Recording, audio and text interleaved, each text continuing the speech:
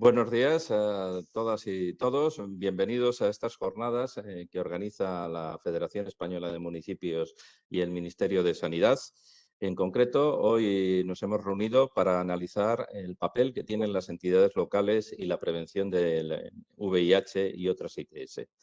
En estos momentos de pandemia creemos que debemos abordar problemas que fundamentalmente se están dando en entornos urbanos, aunque también tienen sus consecuencias en el mundo rural. Y creemos que las entidades locales en la lucha contra la pandemia tienen un papel de futuro muy importante. Tienen un papel de futuro muy importante, no solo en la reconstrucción de nuestro país, sino también en avanzar en aquellos programas que durante este tiempo se han visto un poco subordinados a la lucha contra la pandemia que en estos momentos estamos sufriendo.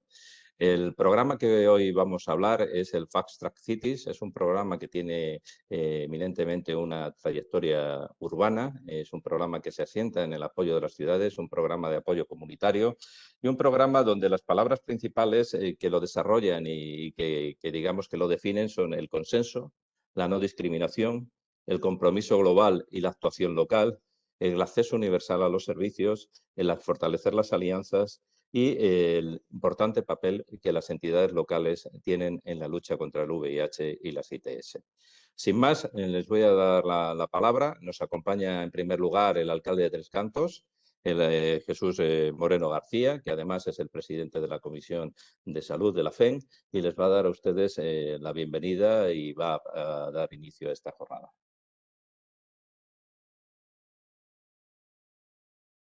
Pues muchas gracias, Luis. A todos, buenos días.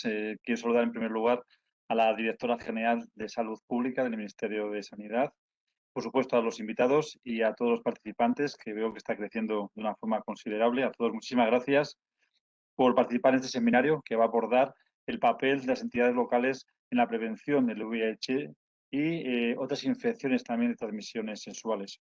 Toda iniciativa destinada a salvaguardar la salud de nuestros vecinos se convierte en una prioridad en la administración pública que más cerca está de sus administrados, como no somos los ayuntamientos.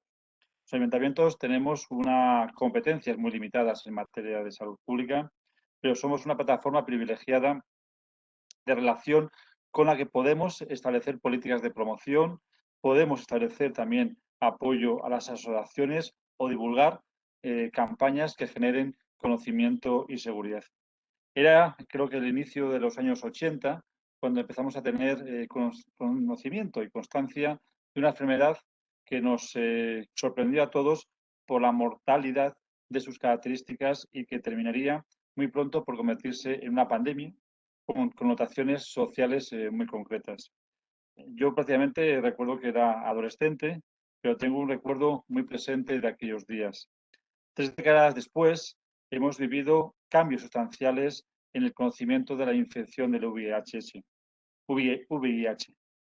Afortunadamente, disponemos ya de fármacos eficaces y la supervivencia de los pacientes ha aumentado de una forma significativa.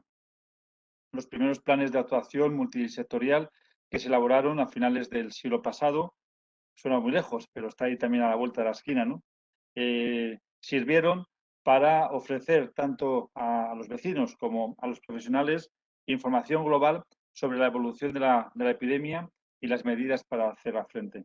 Aquellos planes tuvieron su función, pero hoy en día, después de tener un mejor conocimiento científico específico sobre el VIH, hemos adoptado la necesidad de incluir otras infecciones de transmisión sexual en un enfoque global y transversal.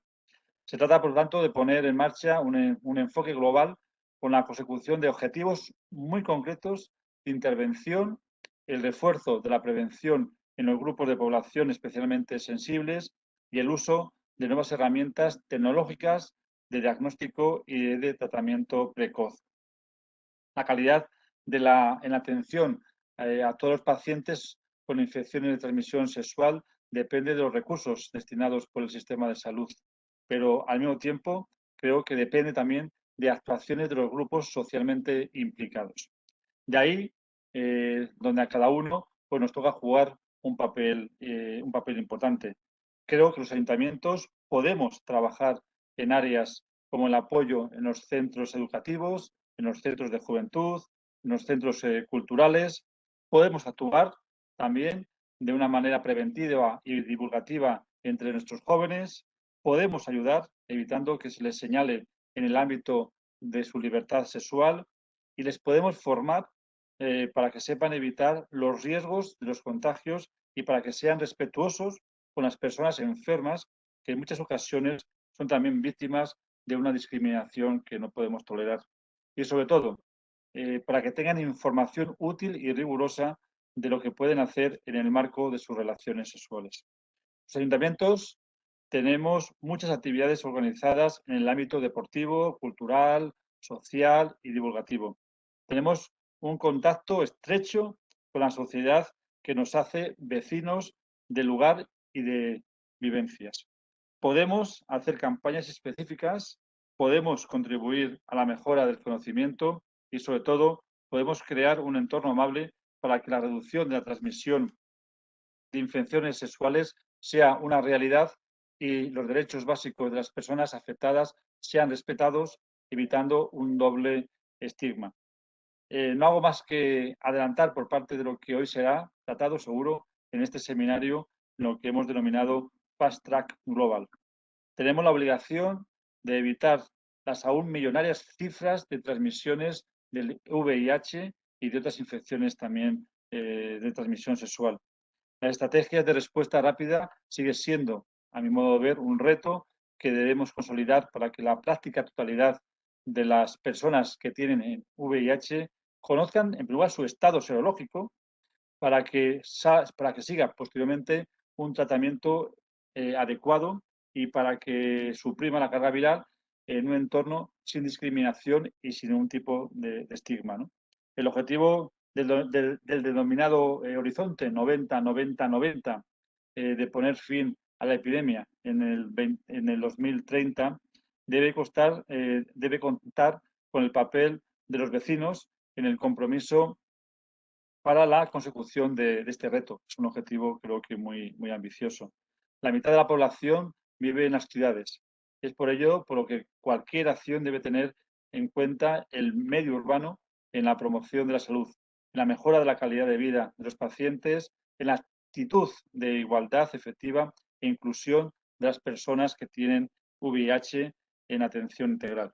Concluirá diciendo que debemos, y creo que podemos tener una posición de liderazgo para que la Federación Española de Municipios y Provincias pueda jugar un papel determinante como aglutinador de todas las necesidades y como promotor de todas las posibilidades de actuación. Sé que tenemos mucho que decir y, sobre todo, mucho que reflexionar y aprender. Yo creo que es la hora de dejar hablar a los expertos.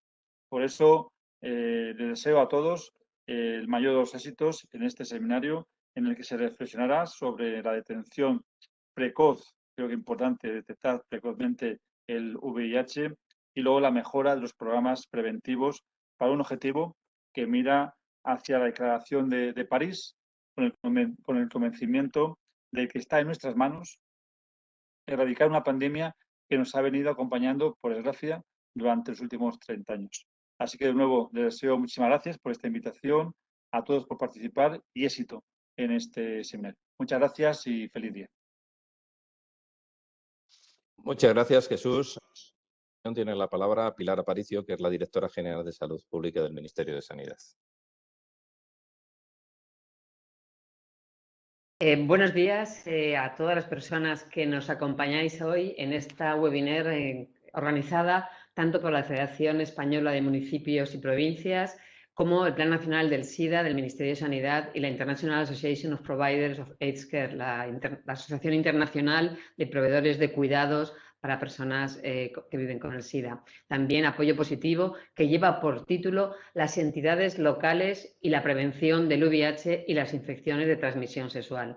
Quiero empezar agradeciendo a Luis Enrique y a Jesús, con el que coincido últimamente, afortunadamente, porque como bien él decía, las entidades locales sois las más próximas, la administración más próxima al ciudadano y las que tenéis que velar por la calidad de vida, por la salud de todos los ciudadanos, y agradecemos muchísimo el esfuerzo y la colaboración tan estrecha que tenemos desde el Ministerio de Sanidad con todos vosotros. Para nosotros, desde la firma de la Declaración de París en el año 2014, que dio origen a la iniciativa Fast Track Cities, el esfuerzo conjunto de muchas ciudades en todo el mundo, entre ellas 12 ciudades españolas, ha supuesto un antes y un después en la respuesta a la epidemia del VIH. El compromiso adquirido era y es centrarse en las comunidades más afectadas por el VIH, como bien señalaba tanto Luis Enrique como Jesús, muchas de ellas grandes ciudades, pero también sin olvidar el mundo rural. En ese sentido, el movilizar recursos para lograr una mejor integración de salud pública y desarrollo, construir y acelerar las estrategias urbanas en materias de VIH y usar la respuesta al SIDA como catalizador para una transformación social positiva. Este trabajo conjunto ha hecho que cada vez estemos más cerca, como señalaba también Jesús, de los objetivos de UNSIDA 90-90-90 para el año 2020, donde nuestro país tiene un papel destacado, y que para el año 2025 sean más ambiciosos, ya que ahora hablamos ya del 95-95-95. Como sabéis todos, la eliminación del SIDA como problema de salud pública es factible y aspiramos a lograrlo para el año 2030.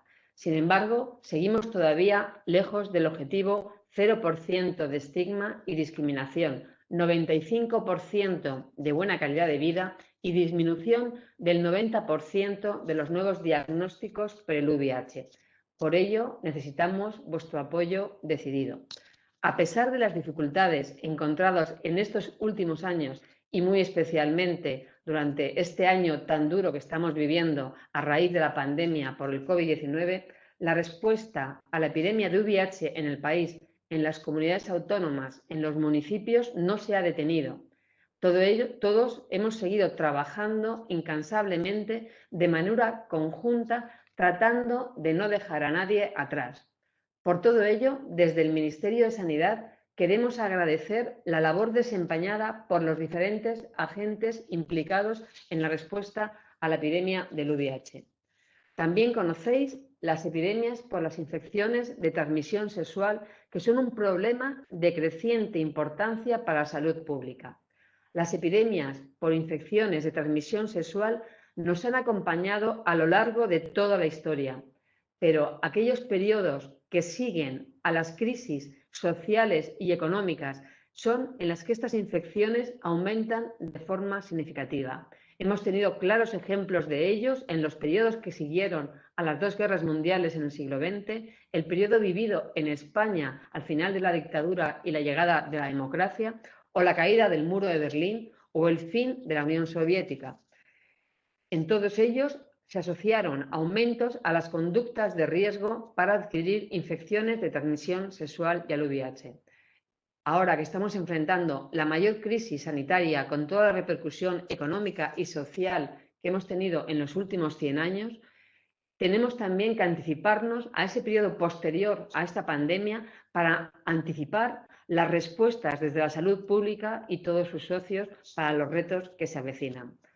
La respuesta desde el ámbito municipal, la verdad que quiero recoger en ese sentido las palabras que yo creo que han sido muy claras de Jesús Moreno, es fundamental. Ese ámbito que debe aprovechar las redes que él bien señalaba y las sinergias creadas desde los espacios del VIH, así como implicar a nuevos actores en materias de prevención, diagnóstico precoz del VIH y otras enfermedades de transmisión sexual y en la respuesta frente al estigma y la discriminación. Jesús hablaba de los centros educativos, de la juventud, de los centros de juventud, de los centros culturales. Hablaba también, que yo creo que sus palabras las recogemos porque yo creo que él lo ha expresado perfectamente cuando hablaba de la importancia desde la libertad sexual, y hablamos fundamentalmente de nuestros jóvenes, pero hablamos de todas las personas, desde el respeto y la no discriminación, cómo llegar al abordaje y a la prevención de las nuevas infecciones por el VIH y de las nuevas infecciones de transmisión sexual.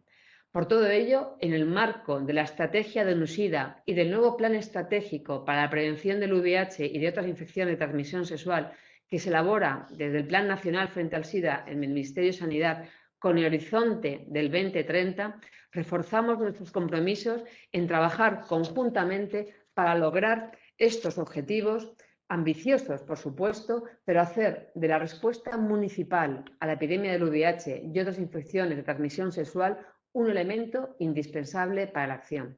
Por eso os agradecemos muchísimo esta reunión, os agradecemos muchísimo toda vuestra colaboración y el poder contar también con la sociedad civil como buen ejemplo de ello va a ser apoyo positivo. Muchísimas gracias. Muchas gracias, Pilar, por vuestra intervención. Ahora voy a darles una serie de advertencias para todos los participantes en el seminario. Vamos a hacer una intervención ya de todos los expertos seguida para que sea mucho más ágil y mucho más agradable el seminario. Y van ustedes a poder formular preguntas a través del chat. Nosotros las recibimos y ellos, los expertos, se van a quedar con nosotros y van a poderles responder el mayor número de preguntas posibles, pues hasta una hora que tenemos de límite para el mismo. Sin más, voy a iniciar ya la presentación de los ponentes y expertos que nos acompañan. En concreto, ahora va a hablar del pasado, presente y futuro de la salud pública municipal un profesional, un médico, que es el director del área de salud pública del Ayuntamiento de Murcia, Eduardo González Martínez Lacuesta, que tiene detrás una dilatada trayectoria profesional de más de 30 años de experiencia en la gestión de la salud a nivel municipal. Eduardo, tienes la palabra. Hola, buenos días a todos. Lo primero, como no puede ser de otra forma, dar las gracias por permitirme expresar un poco lo que ha sido mi experiencia y la experiencia de la gente que antes que yo trabajó en algo tan importante para nosotros como es la salud pública desde los municipios, y sobre todo hacerlo en el marco de este seminario en el que abordáis o vamos a abordar a lo largo de la mañana un tema tan interesante como puede ser la prevención del VIH, y en un contexto, los municipios, como ya se han citado, somos la administración más cercana al ciudadano y por lo tanto todas las cuestiones de prevención y promoción en esta y en las otras infecciones de transmisión sexual creo que tenemos un papel importante que jugar. Pero bueno, sin ir más allá, vamos a empezar un poco la intervención. Voy a intentar compartir mi pantalla con vosotros. Ahora mismo no sé dónde la tengo. No la encuentro. ¿La podéis...? ¿Quieres que la compartamos nosotros, Eduardo? Sí, porque yo ahora mismo no sé por qué se me ha ido. Sandra, pues pásamela a mí. Gracias, Gemma.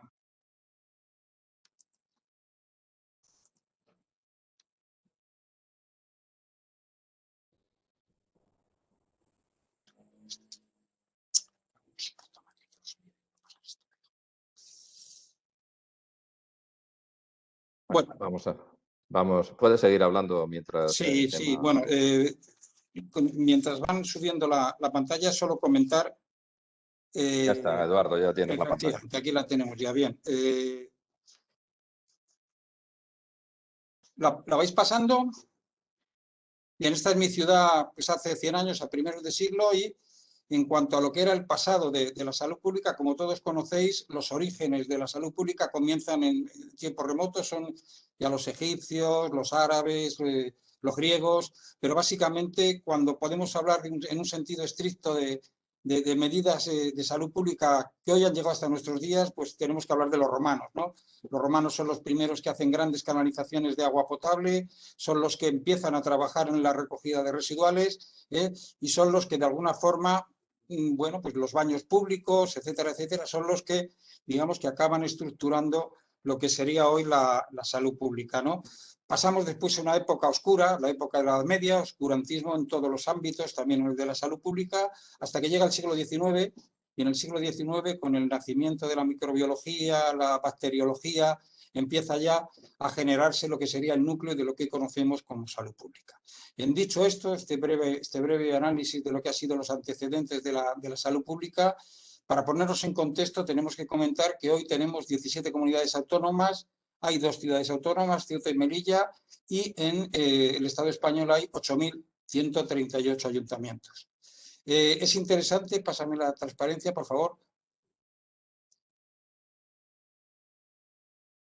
Es interesante que veamos cuál es esa distribución de nuestros municipios, ¿no? Porque es interesante a la hora de entender la complejidad que tiene abordar problemas de salud pública con esta distribución territorial.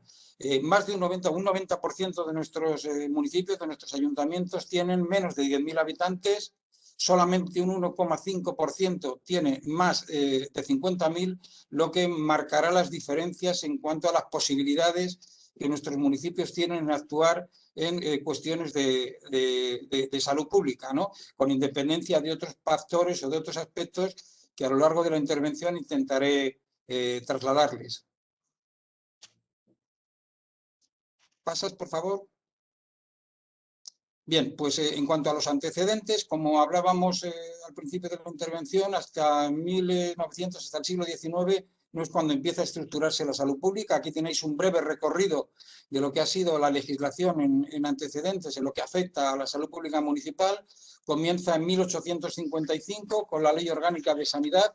Esta ley orgánica es, desde mi punto de vista, trascendente porque crea por primera vez, unifica por primera vez lo que eran con anterioridad y lo que eran pues, las ordenanzas municipales, los distintos bandos de los distintos concejos, que eran los que de alguna forma regulaban todo lo que afectaba a la salud pública, las grandes epidemias, las disposiciones, por ejemplo, en cementerios derivadas de la ley de Carlos III, que los sacaba de las ciudades al exterior, etcétera, etcétera. Pero no es hasta 1855 cuando todo eso se estructura en una ley para todo el Estado, que es la ley de 1855, y que solo tarda 36 años en desarrollarlo a través de un reglamento esa ley. Con posterioridad, en 1904, se legisla la Instrucción General de Sanidad, que a estas funciones de la ley orgánica atribuye la función inspectora, y posteriormente el Reglamento de Sanidad Municipal crea la función de la inspección en todo lo que eran ámbitos competenciales que no dejaban de ser muy parecidos a los que hoy tenemos: control del agua, residuales, mercados, plazas, etcétera, etcétera. En 1934, a la vista de esta distribución territorial que antes se ha apuntado, se crea la Ley de Bases de Coordinación Sanitaria, que lo que pretende o lo que persigue es que esos pequeños municipios tengan capacidad para cumplir con esta legislación, agrupándose de tal forma que entre todos o entre algunos de ellos puedan ser más eficaces a la hora de su cumplimiento. Posteriormente a nuestra guerra civil, en 1944 se crea, se legisla la Ley de Bases de Sanidad Nacional, que ha sido básicamente la ley de soporte de la sanidad municipal hasta prácticamente nuestros días, hasta 1895 y 1896, como luego veremos, ¿no? En esta Ley de Bases de Sanidad Nacional se atribuyen todas las competencias de salud pública a los municipios, a los ayuntamientos.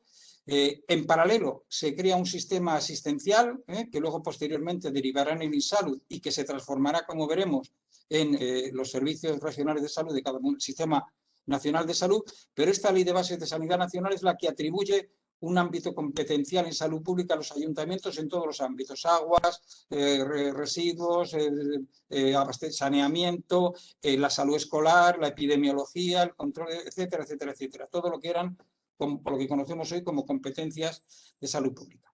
La Ley de Bases de Régimen Local del año 55 recoge todas estas competencias en su articulado, hasta que en 1978 hay una, inmediatamente posterior o con el nacimiento, con la aprobación de nuestra Constitución. Esa Constitución que cito tiene, desde mi punto de vista, dos hechos fundamentales para lo que nos afecta los municipios, ¿no? Por una parte, la Constitución española reconoce la autonomía municipal, hecho sustancial para nuestro futuro, y en su artículo 43 el derecho a la salud. Inmediatamente después, en 1985, se publica la que hoy todavía está vigente, Ley de Bases de Régimen Local, que en sus artículos 25 recoge cuáles son las competencias municipales. Ahora hablaremos brevemente de ellas, y con posterioridad la Ley General de Sanidad aprobada en 1986, en un artículo 42, se recogen igualmente las competencias de los municipios. ¿Me pasa la transparencia, por favor? Bien, como comentábamos, en 1986 se produce esa aprobación de esa ley, la Ley General de Sanidad.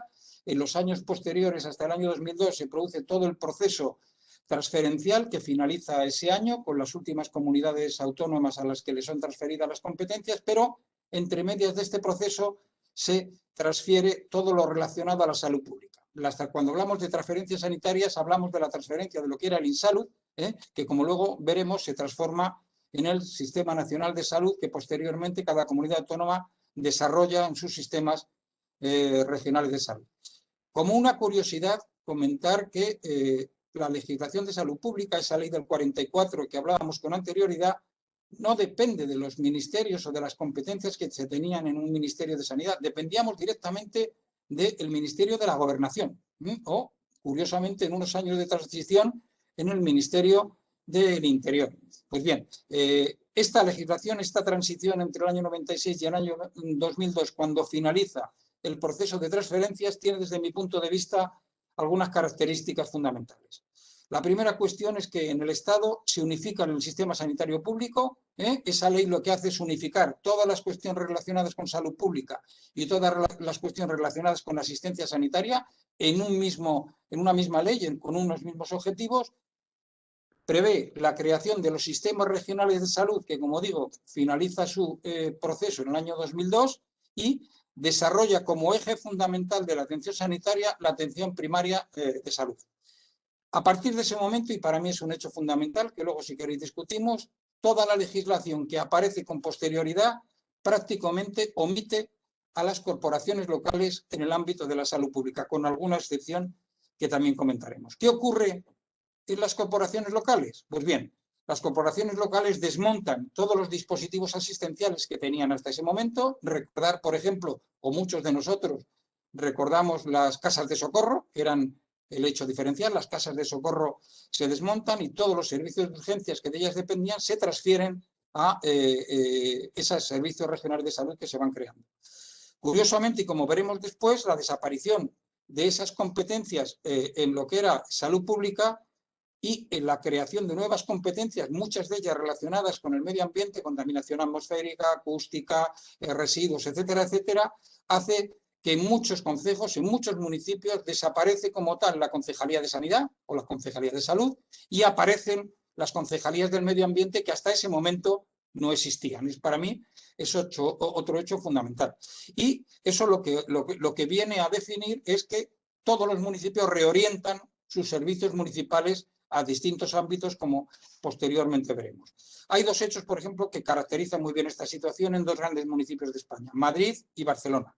Mientras que Barcelona opta por un sistema en el que crean la Agencia de Salud Pública, en la que incorporan o integran lo que son los recursos que tenía el Ayuntamiento de Barcelona y lo que son los nuevos recursos que se generan a través de la Generalitat, el Ayuntamiento de Madrid lo que hace es reorientar todos sus servicios a lo que hoy conocemos como el SAMUR, lo que es el servicio de SAMUR en Madrid. Los demás ayuntamientos, de una forma u otra, pues acaban dirigiendo sus recursos en salud a lo que creen más conveniente, básicamente en lo que serían competencias. Eso, por otra parte, unido al déficit de financiación de las corporaciones locales, recordemos que en este momento surge una nueva administración intermedia entre el Estado y los ayuntamientos, las comunidades autónomas, a las que se transfiere gran parte de lo que es el Producto Interior para que lo gestionen ellas, cuando anteriormente muchas de esas cuestiones gestionaban las corporaciones locales. Esto quizá merece un comentario que intentaré hacer posteriormente. ¿Me pasa la transparencia, por favor?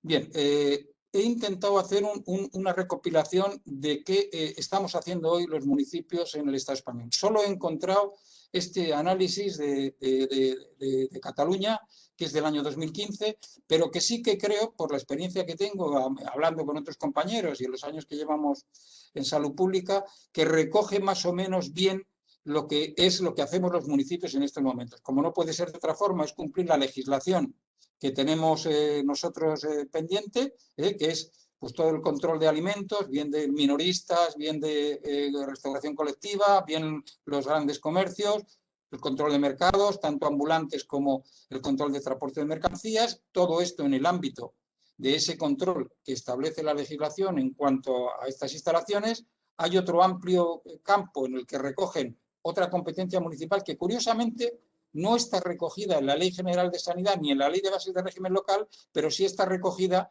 en otras legislaciones que nos hacen responsable del control de animales de compañía, de los peridomésticos o de lo fundamental en un municipio, que es la gestión de las plagas. Algún comentario haré también posteriormente en relación con este tema.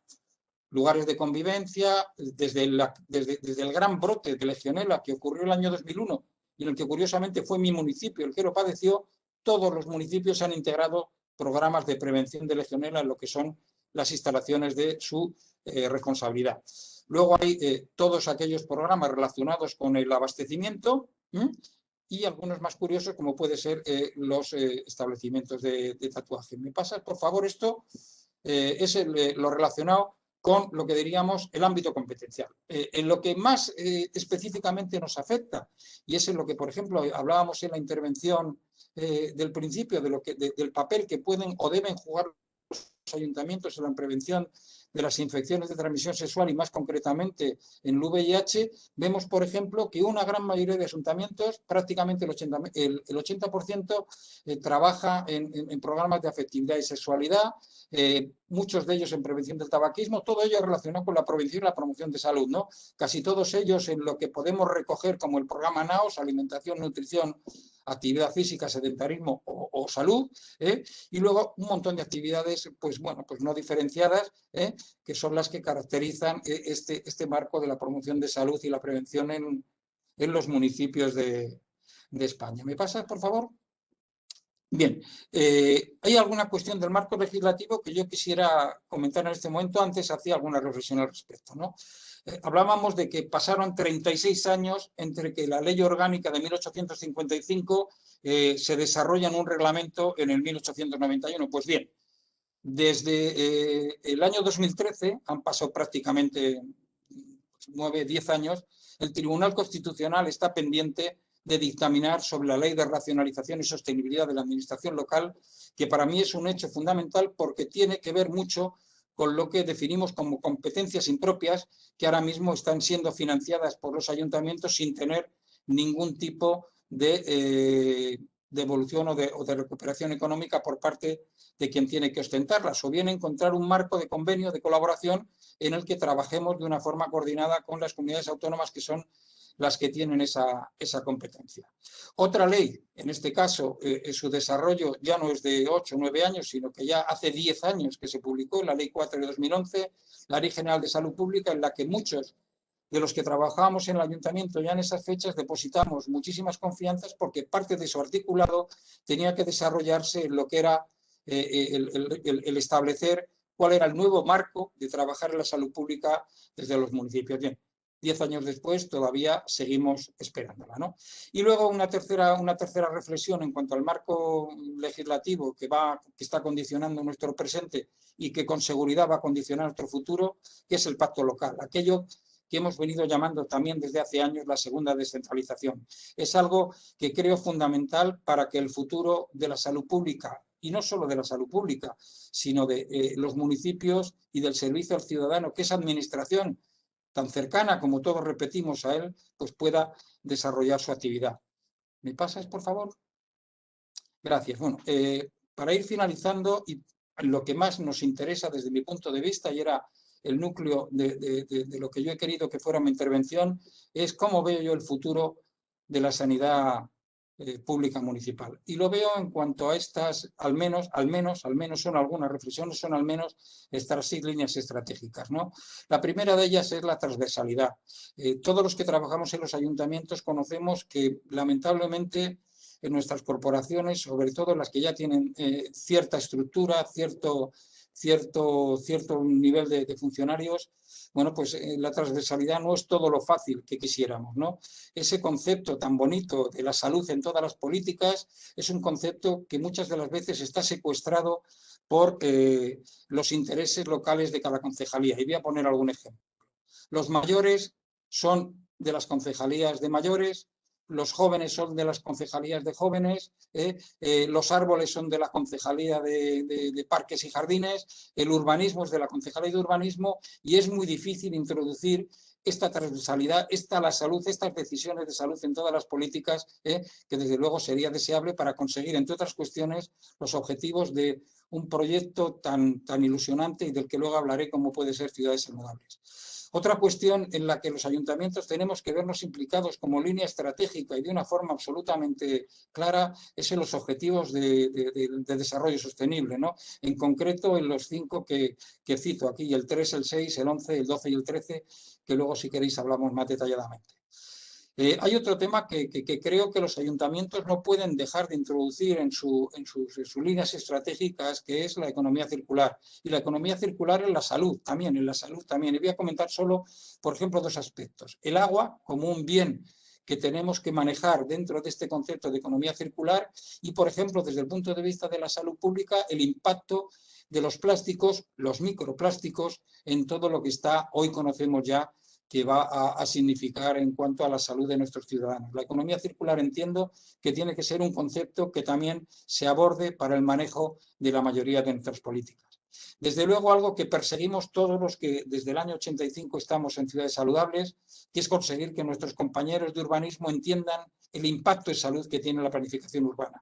Yo todavía sigo sin explicarme por qué en los planes parciales el solar, no voy a decir el peor, pero quizá no el mejor, no es el que se dedique a la escuela, no es el que se dedique en un plan parcial al centro de salud.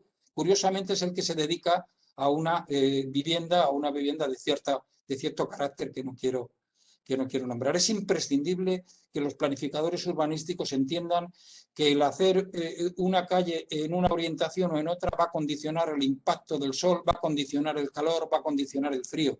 Que hacer un colegio ante una gran avenida puede condicionar la seguridad de nuestros hijos, etcétera, etcétera, etcétera, etcétera. Las aceras, el impacto que tiene la planificación urbana en toda la sostenibilidad de ciertos grupos, y la vida de ciertos grupos de población, de los mayores, de los más vulnerables, etcétera, etcétera. Este es otro concepto en el que tenemos que seguir poniendo todo nuestro interés, ¿no? Y también hay otra cuestión, otro problema que me está preocupando desde hace mucho tiempo, ¿no? Que es esta conjunción de estos 3 elementos, ¿no? Hablamos antes de la distribución de la población en nuestro estado, en nuestro país, ¿no? Hablábamos de grandes municipios, muchos municipios pequeños, y hablábamos de algunos grandes. Pues bien, el problema de la cronicidad. Tenemos una población absolutamente envejecida que va a requerir unos servicios sociosanitarios a los que tenemos que ponernos a trabajar. Teníamos que habernos puesto a trabajar ya y lamentablemente entiendo desde mi punto de vista que todavía no están lo suficientemente desarrollados. Tenemos que hablar en las grandes ciudades de la gentrificación, cómo se están vaciando nuestros cascos urbanos, nuestro centro de las ciudades, y cómo están ocupándose o prácticamente estando vacíos a partir de las 8 o las 9 de la tarde, ¿no? Todo esto, la gentrificación es lo que son los grandes núcleos, pero por otra parte, en los núcleos pequeños estamos viendo cómo se están vaciando nuestros pequeños pueblos. Esa España vaciada de la que tanto hablamos, que solo está ocupada por gente normalmente mayor de 60, 70 años, está ocasionando un gravísimo problema al que yo creo que todavía no le hemos puesto el suficiente interés, que es el problema de la soledad, el problema del volumen ingente de gente que vive sola y que, por ejemplo, en muchos pueblos no tiene, no voy a decir ya el cajero, que eso ya lo hemos dado por perdido, ¿no? No tiene quien le lleve el pan todos los días, no tiene pescado fresco, si no va porque va una vez por semana, etcétera, etcétera, etcétera. Viven solos y creo que es un problema que nos debe de ocupar. Y luego todo esto, todas estas líneas estratégicas, sin olvidar el cambio climático que va a influir indudablemente en todas ellas, no podemos olvidar que tenemos la obligación de trabajar en todos los proyectos que integren todas las cuestiones de las nuevas tecnologías, en lo que se ha venido a llamar Smart Cities. Tenemos que conseguir introducir la salud en todos estos proyectos de Smart Cities, porque creo que desde mi punto de vista es fundamental que como elemento de gestión de las ciudades los pongamos en valor. Pasa, por favor. Por último, también, antes de finalizar, hablar un poco de lo que yo creo que es lo que estamos haciendo hoy y lo que debemos de mantener, ¿no? Tenemos la obligación de consolidar los programas y proyectos que tenemos en marcha, ¿no?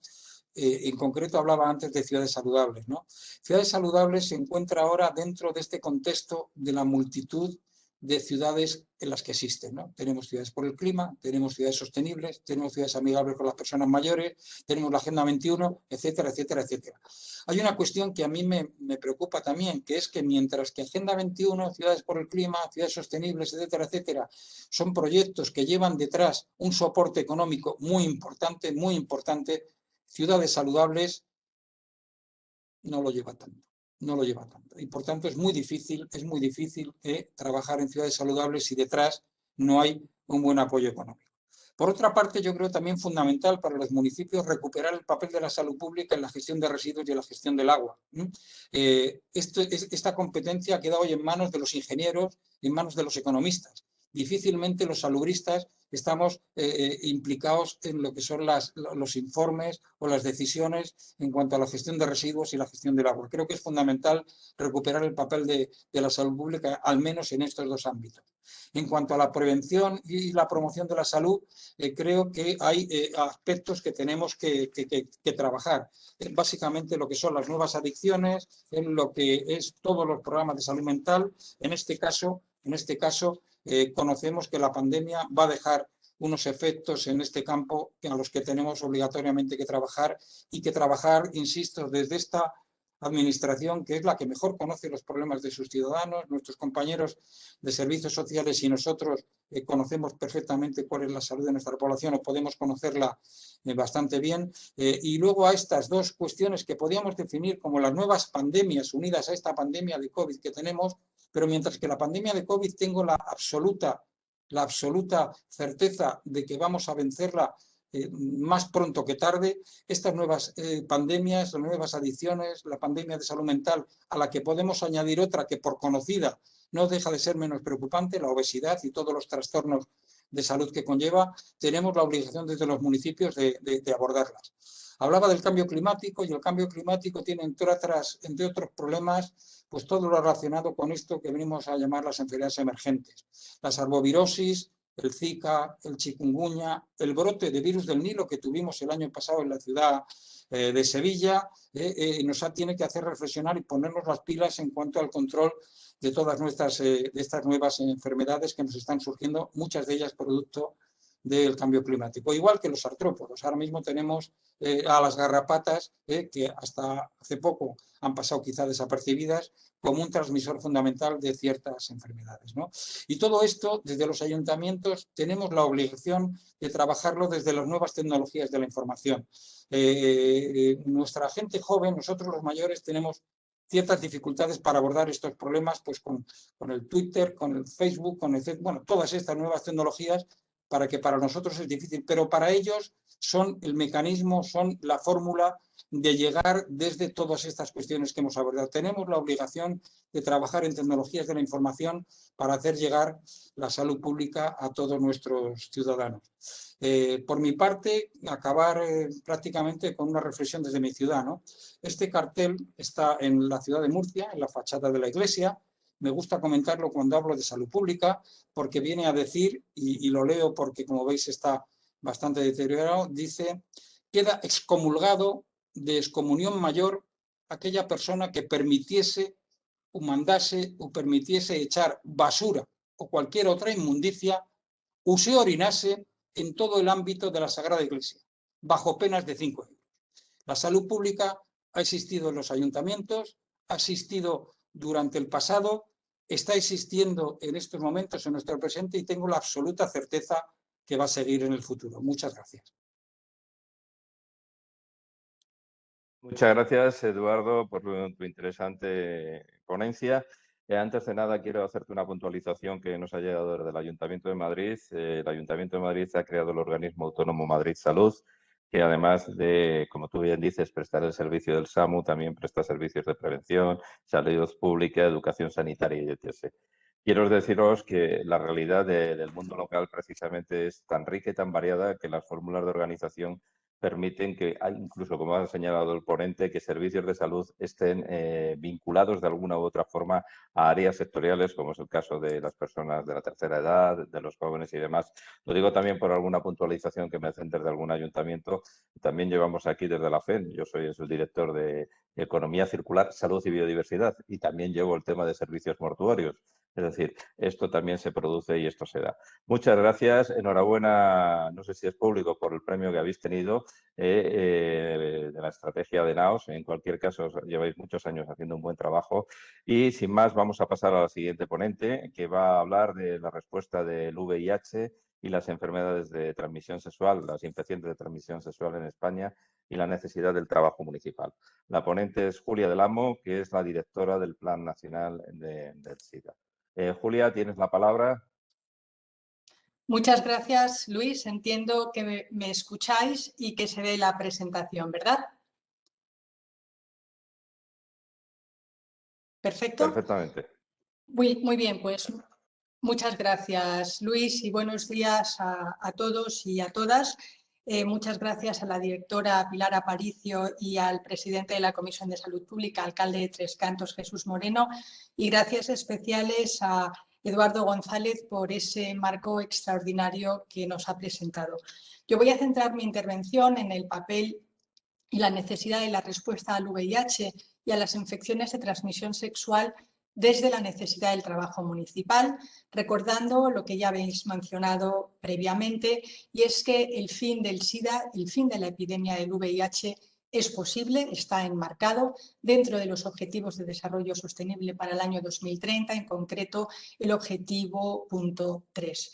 Se añade también el fin de la tuberculosis, el fin de las hepatitis como problemas de salud pública. Para llegar a 2030 con esas tareas hechas, tenemos una serie de objetivos intermedios que se han aprobado en el plan de ONU-SIDA hace escasamente un mes, donde se nos marcan estos objetivos más ambiciosos de respuesta al VIH. Quiero destacar muy rápidamente el objetivo de conseguir que el 95% de las personas tengan acceso a una prevención combinada, que un 95% de las personas con infección por VIH sepan que tienen esta infección y por lo tanto estén diagnosticadas, que un 95% de estas personas diagnosticadas accedan a tratamiento antirretroviral y que un 35% de estas personas con tratamiento tengan una carga viral suprimida, porque las personas que tienen la carga viral suprimida no pueden transmitir la infección a otras personas. Mensaje muy potente para la salud pública. A la hora de intervenir, los principios clásicos de intervención de la salud pública para el VIH no son diferentes al de otras enfermedades infecciosas, bien conocido. Si tenemos una población, vamos a buscar a los casos con la infección, a detectar a los positivos, vincularles a tratamiento, conseguir que disminuyan y erradiquen la replicación viral en sangre y fluidos genitales, porque eso va a hacer que se disminuya la transmisión a terceras personas, debido a que las personas indetectables son intransmisibles, no pueden transmitir la infección a terceros. Pero también vamos a trabajar con estrategias de promoción de la salud y de prevención, haciendo que las personas que son VIH negativas se mantengan negativas. Y para eso las intervenciones van a depender mucho de los perfiles de riesgo de las personas, que pueden ir desde consejos generales de relaciones sexuales seguras, utilización de preservativo, a la utilización de una pastilla diaria que combina dos antirretrovirales y que previene la infección por VIH en un 96% de los casos, lo que llamamos profilaxis preexposición para el VIH. No tenemos una vacuna para el VIH, pero sí tenemos una píldora que actualmente está disponible en el sistema sanitario español con un fármaco genérico que facilita su sostenibilidad y que se puede prescribir a las personas que, tienen prácticas sexuales o de otro tipo de alto riesgo para el VIH. Como digo, las recomendaciones que nosotros vamos a aportar y el enfoque a las enfermedades infecciosas no es diferente de lo que nos dijo el Premio Nobel de Medicina de principios del siglo XX, Ronald Ross, que hizo todo su estudio en malaria, y cómo en enfermedades infecciosas, a diferencia de las enfermedades no transmisibles, la aparición de un nuevo caso de enfermedad depende de la presencia de esta en otros miembros de la población. ¿Cómo está España a nivel de Estado, a nivel de país, en esos objetivos intermedios de eliminación del VIH como problema de salud pública para 2030? Bueno, para 2020 teníamos los objetivos 90-90-90. Diagnosticar al 90% de las personas con VIH, tratar al 90% de las diagnosticadas, iniciar tratamiento y conseguir una respuesta de supresión viral en el 90% de las tratadas. Como veis, para los años 2017-2019, porque 2020 siempre vamos con un poquito de decalaje a la hora de estimar estos indicadores, habíamos conseguido el objetivo para las segundas dos barras, los segundos dos círculos, pero como veis para la primera barra, el diagnóstico del 90%, estamos solo en el 87%, es decir, tenemos una fracción no diagnosticada de VIH de un 13%. Un 13% de las personas con VIH en España no lo saben. No lo saben, no pueden tomar medidas de prevención, no pueden tomar tratamiento. Esto repercute negativamente en su salud individual, pero también en la salud colectiva. 87% no está lejos de 90%, tenemos lógicamente que trabajar más el diagnóstico precoz, pero donde hemos fracasado claramente y donde tenemos que ser mucho más intervencionistas es en la prevención primaria. Teníamos como objetivo para 2020 reducir en un 75% las nuevas infecciones de VIH con respecto a la categoría basal de 2010. En España no había datos de todo el Estado para 2010, por lo tanto, vamos a coger 2013 como referencia, casi 4.500 nuevos diagnósticos, una reducción del 75%, nos hubiese situado que tendríamos que estar en torno a los 1.000 diagnósticos por VIH todos los años. Por desgracia, estamos más cerca de los 4.000. Hay un elemento muy importante de prevención primaria para el que es necesario trabajar, sobre todo desde los grandes núcleos urbanos. Tenemos 3.000 nuevos diagnósticos anuales más de VIH de lo que deberíamos tener si queremos eliminar el VIH para 2030. Y además, esos nuevos diagnósticos de VIH en gran medida son infecciones recientes. Globalmente, esos nuevos diagnósticos, un 12% son infecciones recientes, pero fijaros que casi el 16% son en hombres que tienen sexo con otros hombres. Estas infecciones se han producido en los 4 meses antes de su diagnóstico. Tenemos una grandísima ventana de oportunidad y en concreto para este colectivo, que es el que ahora mismo mantiene la epidemia en acción. La profilaxis preexposición es una herramienta probada y recomendada por ONU-SIDA y lógicamente por el Plan Nacional sobre el SIDA. Pero nada de esto se puede hacer si no trabajamos en objetivos que combatan la discriminación y el estigma. También están identificados dentro de la estrategia de ONU-SIDA, y aquí quiero hacer referencia a un pacto social que se presentó en el Ministerio de Sanidad en noviembre del 2018, que enmarca el trabajo del Acuerdo de Consejo de Ministros, el Pacto Social por la No Discriminación y por la Igualdad de Trato asociada al VIH.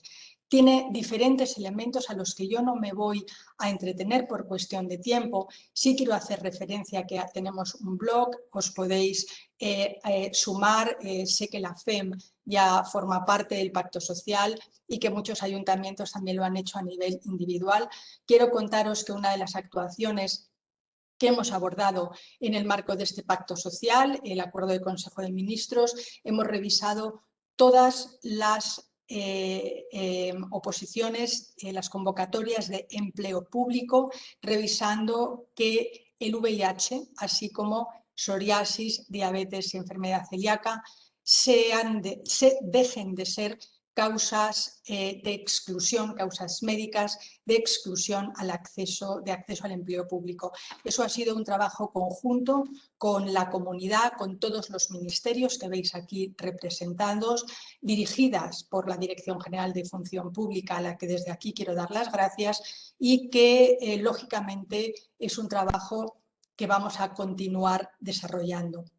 El viernes pasado, la ministra de Sanidad, Carolina Darias, escenificó la firma que se ha hecho de un convenio entre el Ministerio de Sanidad, la Universidad de Alcalá y la coordinadora estatal frente al SIDA, CESIDA, donde vamos a desarrollar una serie de acciones que van encaminadas en este pacto social por la no discriminación e igualdad de trato, y uno de los elementos que vamos a hacer es analizar normas jurídicas vigentes en el ordenamiento jurídico español, tanto a nivel estatal como a nivel autonómico, como a nivel municipal, que discriminan o limitan los derechos de las personas con VIH. Esto lo vamos a hacer en colaboración con los ayuntamientos, lógicamente, pero tenemos ejemplos sorprendentes, como en algunas ciudades en España, ser portador de VIH es un criterio de exclusión para obtener una licencia de taxi. Por lo tanto, son ese tipo de normas y de elementos de discriminación que siguen enraizados sin que muchos seamos conscientes, porque muchas de estas discriminaciones se heredan sin que seamos plenamente conscientes, pero tenemos que identificarlas y eliminarlas. Quiero poner en conocimiento, realmente, valor no es el mejor término, en conocimiento, el dato del aumento de las infecciones de transmisión sexual en España. Fijaros en las gráficas de abajo, en el verde más oscuro infección gonocócica, en el verde más claro sífilis. Veis un aumento claro desde el año 2001 que aumenta de forma mucho más significativa en el año 2013. Las infecciones de transmisión sexual en España en general, así como en los países de nuestro entorno de la Unión Europea, están aumentando. Y quiero compartir con vosotros estos datos del Reino Unido, de los países que tienen mejores sistemas de vigilancia epidemiológica, y los datos de evolución de gonorrea en el grupo A, en la gráfica A, y de sífilis en la gráfica B. Y son datos de todo el siglo XX. Y vais a ver cómo en los periodos posteriores a la Primera Guerra Mundial y la gripe española observamos aumentos de gonorrea que se acompañan posteriormente de una disminución, pero vuelven a repuntar después de la Segunda Guerra Mundial, con una importante disminución por el descubrimiento de la penicilina. Sin embargo, durante la década de los años 60 y 70 hay cambios generales en el Reino Unido, por supuesto, sobre conductas sexuales que se asocian a aumentos de gonorrea y que a raíz de la aparición de la epidemia del VIH hay un cambio comportamental muy importante que da lugar a prácticas de sexo seguro en la población y una disminución de los casos de gonorrea. Sin embargo, el descubrimiento del tratamiento antirretroviral para el VIH a partir del año 1996 hace que de nuevo vuelva una relajación en las conductas sexuales con un aumento de la gonorrea. Las tendencias para sífilis son muy parecidas. ¿Qué nos quiere decir? Como comentaba la directora general de Salud Pública, hemos observado incrementos de infecciones de transmisión sexual después de las crisis políticas, sociales y sanitarias a lo largo de la historia, y os recojo aquí una fotografía de un artículo que he leído este fin de semana en un periódico, un poco también sensacionalista, pero da un poco una idea de los elementos de proactividad que tenemos que poner en marcha y que hacíamos referencia antes. Después de con la llegada de la dictadura, con la llegada de la democracia a España después de la dictadura, estas imágenes nos recuerdan a lo que fue la epidemia de heroína, fundamentalmente en nuestras ciudades, pero no solo en el ámbito urbano, y también todo lo que fue los años finales de los 70 y finales de los 80 en términos de consumo de todo tipo de drogas y de prácticas sexuales. En el año 1994, España se convierte en el país de Europa con la mayor tasa de casos de SIDA de toda Europa, alcanzando la cifra escalofriante de 7.354 casos de SIDA en ese momento. En naranja en esta gráfica tenemos los casos de SIDA y en azul las muertes por SIDA en España, que alcanzan un pico en el año 95 y que disminuyen ambos, SIDA y casos de muerte por SIDA, después de la introducción de los tratamientos antirretrovirales. El SIDA fue responsable de la mortalidad de una proporción muy elevada de jóvenes, de hombres y de mujeres. En esta gráfica, y por cuestión de tiempo no me quiero entretener, pero el redondelito que os señalo entre las dos gráficas indica la diferencia en la mortalidad en hombres arriba y en mujeres abajo, tasas de mortalidad incluyendo SIDA y excluyendo causas de muerte por SIDA. La muerte por SIDA fue consecuencia de la epidemia de heroína en esta gráfica amarilla y que vemos que llegó a España con la muerte del dictador Franco y la llegada de la democracia. A continuación, y como consecuencia de esta epidemia de heroína, tuvimos una epidemia vinculada y asociada de nuevos diagnósticos de VIH que se asoció a nuevos diagnósticos de SIDA. Sabéis que entre la infección y el desarrollo de SIDA pasa un tiempo aproximadamente de 10 años, pero lo que quiero poner de manifiesto es cómo el incremento de personas con metadona y de personas en intercambio de programas de jeringuillas llega bastante más tarde. Por lo tanto, las respuestas llegaron tarde y lo que queremos con este seminario es poner en valor la necesidad de ser proactivos y que las respuestas lleguen cuando tienen que llegar. No he puesto datos de ayuntamientos y datos municipales de la vigilancia epidemiológica de VIH. Tenéis datos extraordinarios en vuestros municipios. Solamente destacar que el VIH en España, como en la mayor parte del mundo, es un problema de salud urbana. Son las comunidades autónomas con grandes municipios, fundamentalmente en Madrid y Cataluña, no exclusivamente, pero son las ciudades las comunidades con ciudades más grandes, donde la carga de enfermedad y la tasa de nuevos diagnósticos y de personas que viven con VIH es mucho más alto. Los problemas asociados al VIH son complejos. Existen nuevas formas de consumo de drogas. Conoceréis el problema de salud pública que es el chemsex, el uso sexualizado de drogas, y que de nuevo es un fenómeno fundamentalmente urbano que se ha mantenido también durante el periodo durante 2020 y durante la pandemia de COVID, para el que hacen falta soluciones complejas y ambiciosas, y pongo en valor el trabajo en profilaxis preexposición que estamos haciendo en colaboración con todas las comunidades autónomas y la sociedad civil y la Sociedad Interdisciplinar del SIDA, 6SIDA, desde el Plan Nacional sobre el SIDA, en un tratamiento de infección combinada, de prevención combinada, perdón. Desde el Plan Nacional sobre el SIDA, cuya memoria está disponible en la página web del Ministerio de Sanidad, trabajamos con muchísimas instituciones y hasta este año hemos trabajado con la FEM menos de lo que nos hubiera gustado. Estamos realmente muy contentos de estar hoy en este seminario. Creemos que es el principio de una colaboración que es fundamental para todos, y termino aquí dándole de nuevo las gracias a Luis por su liderazgo y su apoyo. Muchas gracias a todos. Muchas gracias, Julia, por tu intervención. Veo que algunos asistentes están planteándonos preguntas por escrito. Yo lo que os pediría, por favor, es que cuando formuléis las preguntas se las formuléis en el capítulo de todos, porque yo no puedo visualizar y mis compañeros de organización me están trasladando algunas preguntas. Para agilizar la sesión, vamos a continuar con el programa. Hay un par de preguntas dirigidas a ti, Julia. Yo las vamos a dejar para el final, sobre todo para que yo también las pueda visualizar con más claridad, porque me las están pasando por otros medios que no son el chat. Entonces, aquellos que queréis formular preguntas, os vuelvo a insistir, por favor, que las pongáis en el chat y que sean públicas para todos, para luego yo poder trasladarla a los ponentes. Vamos a hablar ahora de un programa que es básico y que está enmarcado en la lucha contra el SIDA a nivel global, ¿no? Y es la iniciativa Fast Track Global.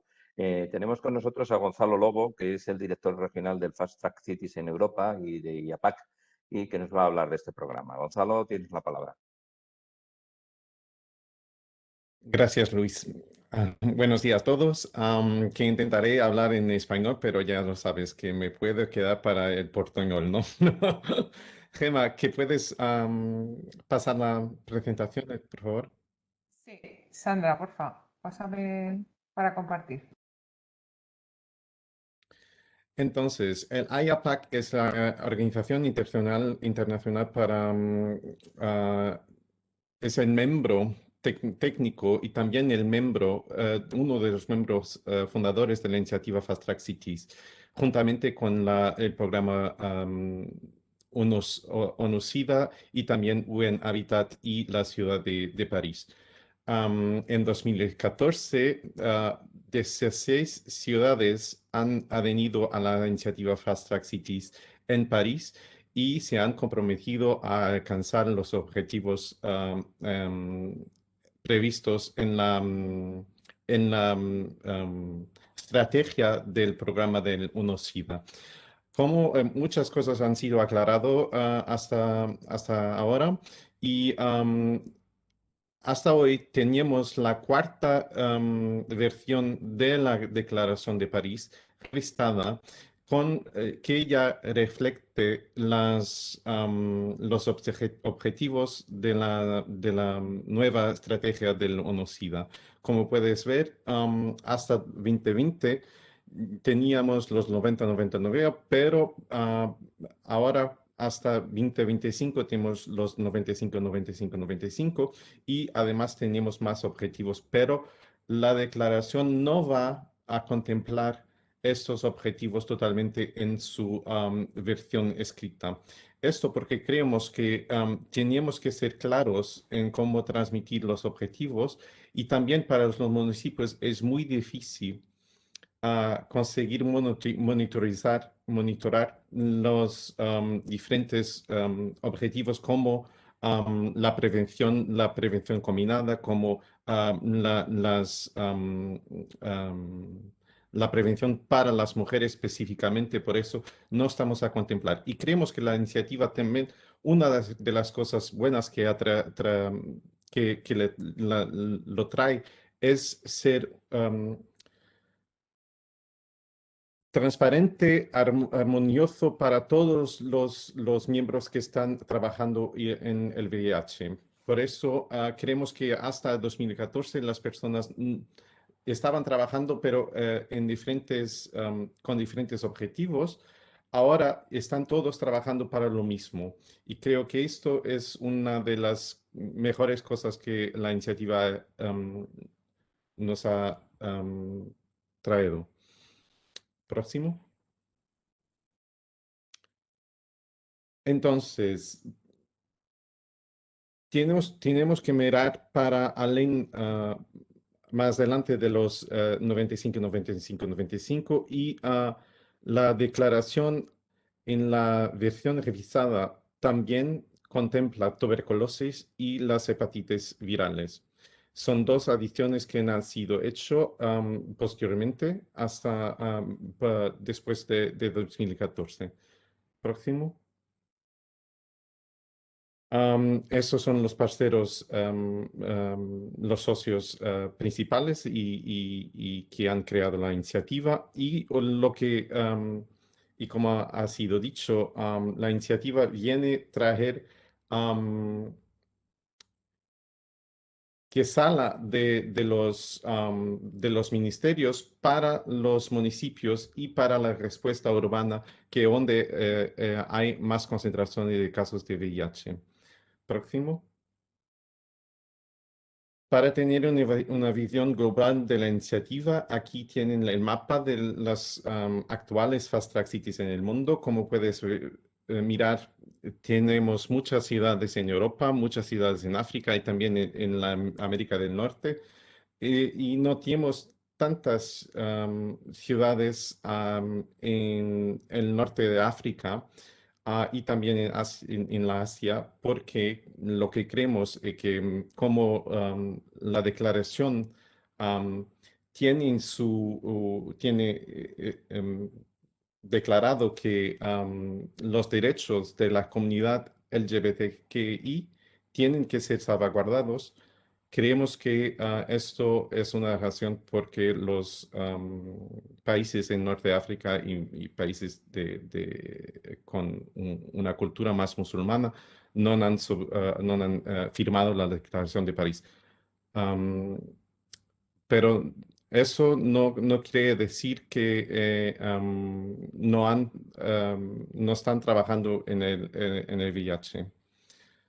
Después, próximo, en España, lo que hemos mirado es que tenemos hasta hoy 15 ciudades que han o firmado la Declaración de París o tienen una moción aprobada por el municipio para trabajar en las Fast Track Cities. Y estamos también intentando que 3 ciudades van a firmar la Declaración de París. Son, por un lado, las regiones autónomas, porque creemos que también por una razón de estigma que es muy importante, y también la ciudad de Vigo, que es una ciudad que queremos que también se junte a las iniciativas Fast Track. En noviembre de 2019 hemos organizado el primer workshop de ciudades españolas en Sevilla y hasta hoy no tenemos más, no tenemos llevado, perdón, no hemos hecho más ningún workshop en España. Nos gustaríamos de hacer en 2021 físicamente, pero no sabemos cómo podemos, si lo podemos hacer hasta ahora. Próximo. Entonces, ¿qué pueden esperar de IAPAC? Lo que intentamos es, y lo que hemos visto con diferentes países, es que cada país tiene su organización del sistema de salud. Y, por ejemplo, en la Europa del Este tenemos una grande participación del municipio en la respuesta para las cuestiones de salud. Ya no vimos lo mismo para las ciudades de Portugal, de España, de Francia, de la Europa Central, y porque esto es responsabilidad del Ministerio de la Salud. Pero lo que intentamos hacer es que los municipios, las ciudades, tengan la primera estimación del primer 90 para su ciudad. Hemos hecho este trabajo con el Ministerio de la Salud en Portugal, y lo que hemos mirado es que sin embargo, que Portugal ha atingido los objetivos de los 90-90-90, cuando miramos hasta el nivel de la ciudad, entonces vemos que 2 ciudades no han alcanzado los objetivos y están muy lejos de alcanzar los objetivos, hasta 12 puntos porcentuales, hasta 5 puntos porcentuales. Por eso, sin embargo, que Portugal ha alcanzado los objetivos de UNOCIDA en cuanto a país, no lo verificamos al nivel de la ciudad. Después, lo que podemos hacer, nosotros organizamos workshops y conferencias. Intentamos siempre, y Jorge ha participado en el workshop de Portugal, que las ciudades se interconecten, que vean los mejores ejemplos que están hechos en diferentes países y ciudades, y también proveemos soporte técnico como hemos hecho para la estimación del primer 90 para las ciudades portuguesas. Además, también intentamos que nuestros financiadores también financien las ciudades y las organizaciones locales para desarrollar sus actividades, y también hacemos la hermanización de ciudades. Por eso, si hay ciudades que tienen un perfil epidemiológico o que ya trabajan juntas, entonces intentamos que haya una iniciativa conjunta por las Fast Track Cities en ambas ciudades. Próximo. Aquí tienen nuestros contactos y esta es la equipo de Europa para el IAPAC. Muchas gracias por la invitación a todos. Muchas gracias, Gonzalo, por tu intervención. Me parece un programa muy interesante y ahora vamos a ver cómo está la iniciativa Fast Track Cities en España y la va a presentar Jorge Garrido, que es el director ejecutivo de Apoyo Positivo. Jorge, tienes la palabra.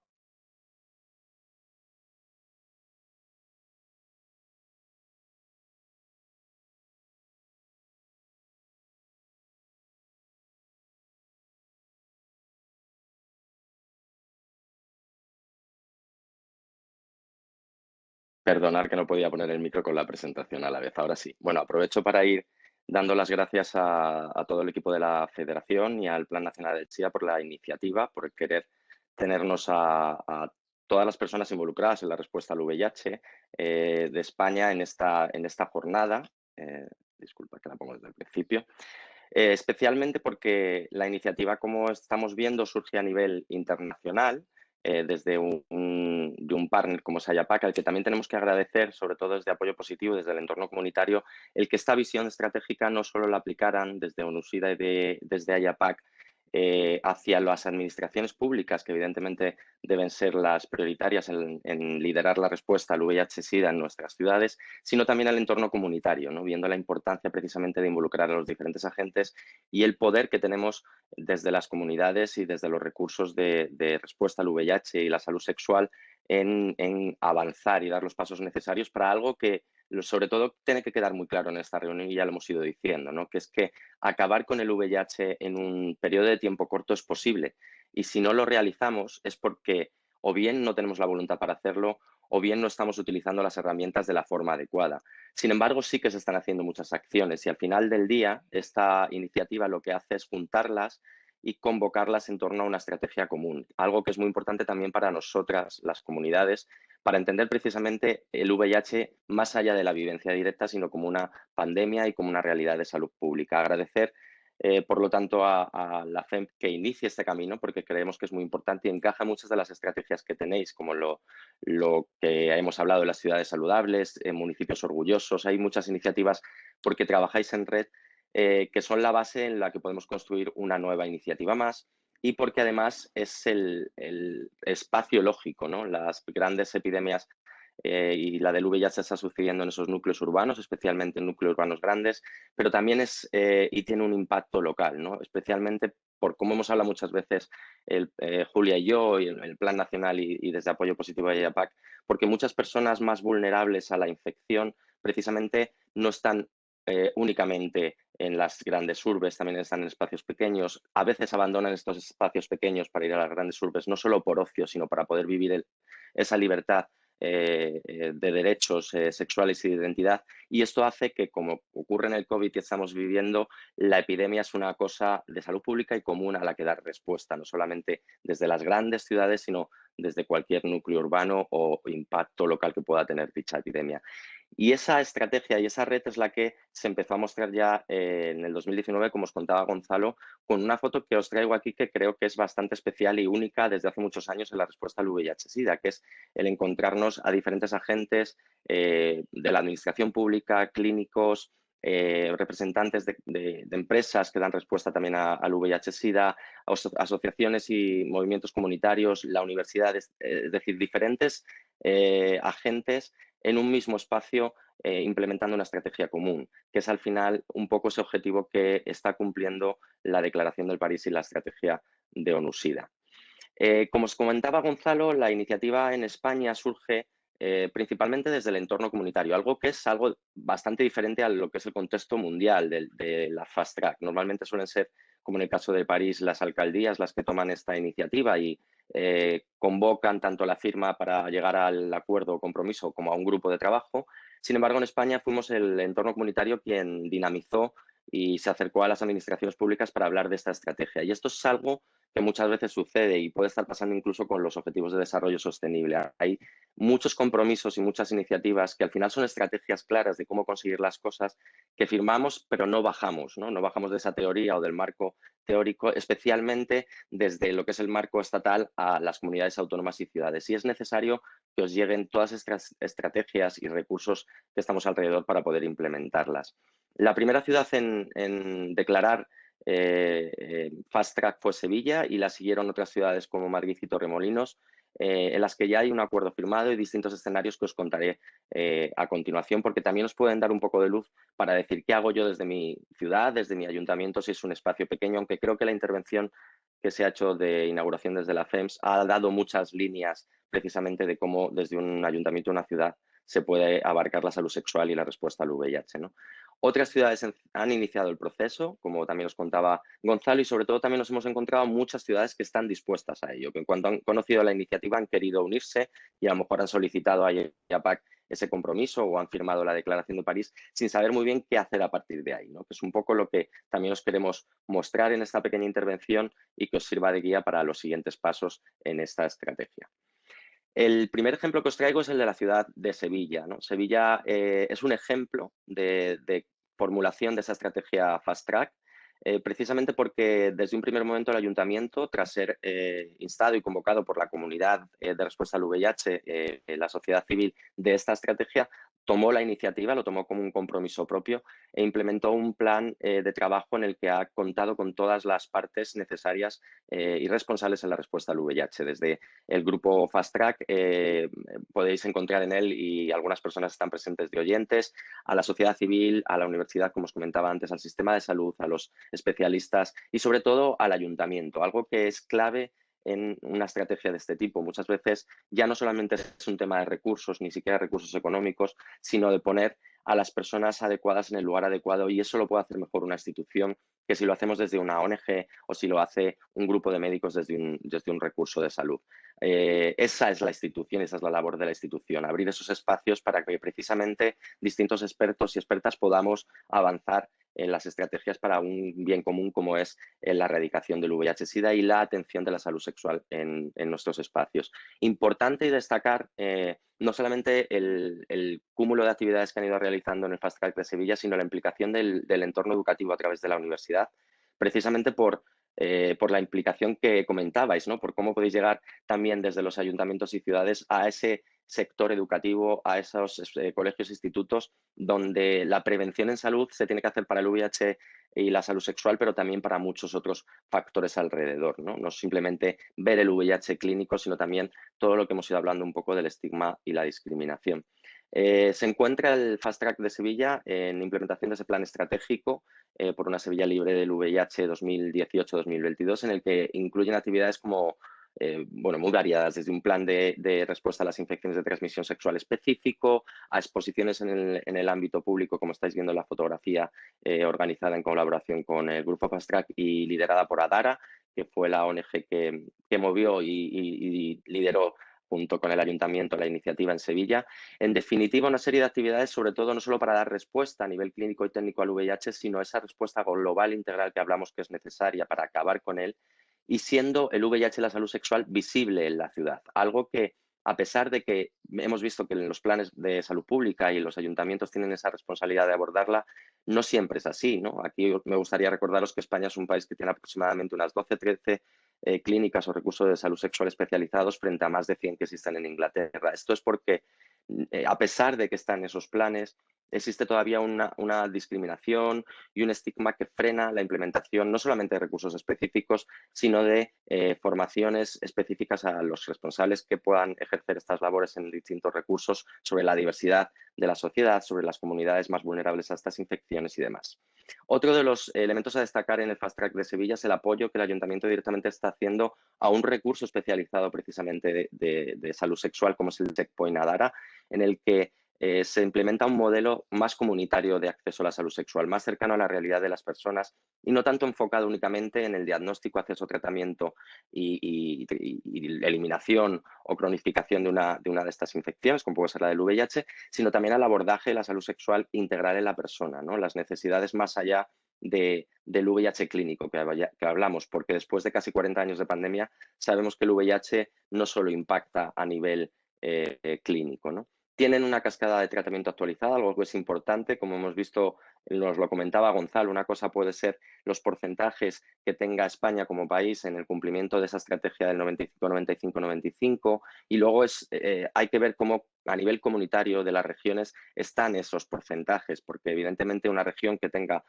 mayor tasa de infecciones, si no alcanza esos porcentajes, tiene mayor impacto que otra que no tenga apenas infecciones si no llega a esos porcentajes. Es decir, en general hay que bajar esa estrategia ministerial a las comunidades autónomas y ver en qué situación estamos para que juntas podamos avanzar en distintas estrategias que frenen la infección y mejoren la calidad de vida de las personas infectadas, porque no todo es diagnosticar y dar el tratamiento, sino seguir ese camino de calidad de vida para las personas que viven con VIH, ¿no? Mejoras que demandaban desde el Fast Track, algunas comentamos, pues más recursos, financiación, sobre todo en temas específicos de salud sexual, específicamente porque nos encontramos también con reducciones de los recursos públicos para estas áreas, especialmente porque la COVID ha sido un impacto y, como decimos, no se ha frenado la salud sexual, sino, como habéis comentado precisamente con las distintas crisis, en los distintos recursos tenemos hasta mayor número de detecciones tanto de VIH como de otras infecciones de transmisión sexual y de aumento de otras problemáticas como el uso sexualizado de drogas o el chemsex. En definitiva, necesitamos, como se dice como reclamación de ese Fast Track, mayores políticas públicas para abordar todos estos puntos. Otro ejemplo que os traigo, que es un poco diferente en cuanto a estructura, pero que os puede iluminar de alguna manera a las ciudades que sois un poco más pequeñas, es la ciudad de Torremolinos. Como decía, no todo el núcleo urbano de VIH es en gran ciudad, sino que también hay espacios pequeños en los que por distintas circunstancias de la ciudad aglutinan a personas de las comunidades más vulnerables a la infección, como es el caso del colectivo LGTBIQ, y Torremolinos es una ciudad que históricamente ha albergado, como otras ciudades de España, a mayor número de personas de esta comunidad. Y es un ejemplo de intervención de la Fast Track porque, a pesar de ser una ciudad de aproximadamente 80.000 habitantes, recibe numerosas visitas a lo largo del año de personas no solamente españolas, sino extranjeras, que vienen a disfrutar de un ocio en un entorno precisamente más amigable para la diversidad. Esto hace que, lógicamente, como puede pasar ahora mismo si valoramos el COVID y los desplazamientos que se están haciendo en las distintas épocas del año, cuando se abren las medidas, como pudiera ser en Navidad, etcétera, esto al final impacta en un cambio en las tendencias de las infecciones y hace que una ciudad como Torremolinos, que es pequeña, tenga un impacto por una epidemia como el VIH-Sida tan grande casi como el de una ciudad mucho mayor y que tenga también una iniciativa que tomar, ¿no?, a dar respuesta. De este modo, desde Apoyo Positivo, tuvimos claro que incluso más que la propia ciudad de Málaga, Torremolinos era un punto a trabajar directamente en la respuesta al VIH-Sida y que sirviera de red en la región de Andalucía que corresponde a Málaga para ayudar a frenar el VIH y a acabar con él, ¿no? En estos años lo que hemos hecho es trabajar junto al Ayuntamiento en un modelo de estrategia en el que también se incluye una priorización por un recurso especializado de salud sexual en coordinación con todo el sistema de salud, en el que no solamente proporcionamos diagnóstico y cribado de diferentes infecciones de transmisión sexual, como os contaba con el caso de Sevilla, sino que además coordinamos cohortes de personas en tratamiento preventivo, en PrEP, siendo, por ejemplo, en el caso del Fast Track de Torremolinos y Casa, el segundo recurso que deriva en Málaga y con la segunda corte más grande de personas en ese tratamiento preventivo. Es igualmente un equipo multidisciplinar el que se ha formado y, de hecho, hemos hecho distintas acciones, no solamente en esa línea de prevenir, tratar, diagnosticar, tratar y conseguir la indetectabilidad o la carga viral inmunizada o indetectable para todas las personas que estén en tratamiento, sino que además nos hemos acercado mucho a la sociedad. Nos han hecho muchas campañas igualmente a pie de calle y se ha intentado trabajar en un equipo multidisciplinar que no solo ha aglutinado los primeros agentes que se pueden imaginar, sino también a cuerpos de seguridad de la ciudad para cuando se celebra determinados eventos, por ejemplo, de estas comunidades, como puede ser el Orgullo, para que tuvieran mayor prevención, conocimiento y abordaje de todo esto de una manera conjunta, sin estigmas y sin discriminación. Actualmente se está terminando de desarrollar el plan estratégico y igualmente algunos de los puntos de mejora estaría en ese apoyo institucional, no tanto localmente como Torremolinos, sino desde otras ciudades de alrededor y otros espacios y ayuntamientos para poder utilizar precisamente un recurso como el checkpoint de Casa Torremolinos como eje de la respuesta sexual junto con el sistema de salud público y los recursos que actualmente existen. Y como tercer ejemplo os traigo la ciudad de Madrid, por distintos factores. Por un lado, porque quizá por peso es la ciudad que mayor número de infecciones y por lo tanto mayor peso tendría que tener en la iniciativa, ¿no? Es una ciudad que aglutina mucha población de las comunidades afectadas, a muchas personas que viven con VIH, como os comentaba antes, no solamente porque sean de Madrid, sino porque incluso en muchos casos hay personas que vienen a Madrid porque tienen VIH y sienten que viven con más libertad y mejor en una gran ciudad su infección, no solo por el acceso a recursos de salud, sino también por la libertad que permite un núcleo urbano grande en ocasiones, pero se enfrentan a otros problemas. Por ejemplo, la problemática del chemsex y el uso sexualizado de drogas en una ciudad como Madrid es mucho más grande, va muy conectada con lo que comentabais antes y comentaba Eduardo de la problemática de soledad en la gran ciudad. Imaginaros personas que de por sí tienen que o el motivo para romper su ciudad de origen pueda ser una orientación del deseo, una identidad de género diferente o el haber tenido una infección por VIH o se movilicen a esas grandes urbes, hacen que rompan muchos de sus lazos personales, familiares y que muchas de estas cosas sean un problema más grave aún por la soledad en la gran ciudad. Y retomo aquí unas palabras que ha dicho antes Pilar Aparicio y que habéis recogido los demás, ¿no? Que durante las crisis se produce un aumento de infecciones, pero sobre todo también se produce durante las crisis personales. No solo hay que tener en cuenta esas crisis sociales. Y si una persona tiene un problema de adaptación social porque ve vulnerada su identidad, su orientación del deseo o cualquier otra condición, hay que empezar a valorar todos estos factores de riesgo, es decir, cómo la sociedad tiene un punto más allá de simplemente el diagnóstico, sino el tratamiento en general de la diversidad, porque afecta luego en muchas de las prácticas que tenemos y que nos exponen a un problema de salud personal y pública, como puede ser el VIH, como puede ser el chemsex, etcétera. De hecho, el chemsex, por su problemática, se incluyó dentro de la estrategia de Madrid, que lo que se ha hecho es analizar a través de una hoja de ruta para ver qué líneas más interesantes poder abordar y está pendiente de revisar y publicar el plan estratégico que se casi terminó en 2019. Sí es cierto que a diferencia de las otras dos ciudades, en el caso del Ayuntamiento de Madrid, el empuje viene desde Madrid Salud, precisamente un departamento que ha estado constituido desde hace mucho tiempo en pro de esa salud sexual y comunitaria y pública. Sin embargo, el apoyo político es casi nulo, ¿no? Nos encontramos con un problema de base ahí, ¿no? Al final, el que estéis aquí, el que muchos alcaldes y alcaldesas estéis apoyando y simplemente dando el contexto de este tipo de reuniones, espacios de trabajo, hacen que las cosas funcionen con mayor facilidad, ¿no? Y que sea esa estrategia común. De esta manera, una ciudad cuando se acerca a esta estrategia y dice, bueno, si es una de mis líneas, como habéis mostrado como ayuntamientos y entidades locales, el trabajo en la salud preventiva, en la salud sexual, pues de alguna manera quiero unirme, ¿no?, a esta estrategia. Ahí están más o menos esos pasos, que no los hemos comentado detenidamente, pero es prácticamente el contactar con AYAPAC y AYAPAC lo que hará es, bueno, pues comentaros el resto de pasos que es establecer ese grupo Fast Track, el desarrollar una estrategia basada en ese análisis y un plan estratégico en función de la ciudad sobre qué cosas se pueden hacer, qué recursos o qué actividades se están desarrollando ya y cómo combinar todo eso en un plan ejecutivo o operativo para acabar con el VIH, otras infecciones de transmisión sexual, y yo pondría mucho el énfasis en la discriminación y el estigma de las comunidades afectadas, porque hay una correlación que después de tantos años de respuesta al VIH-Sida no podemos obviar y se está diciendo todo el rato.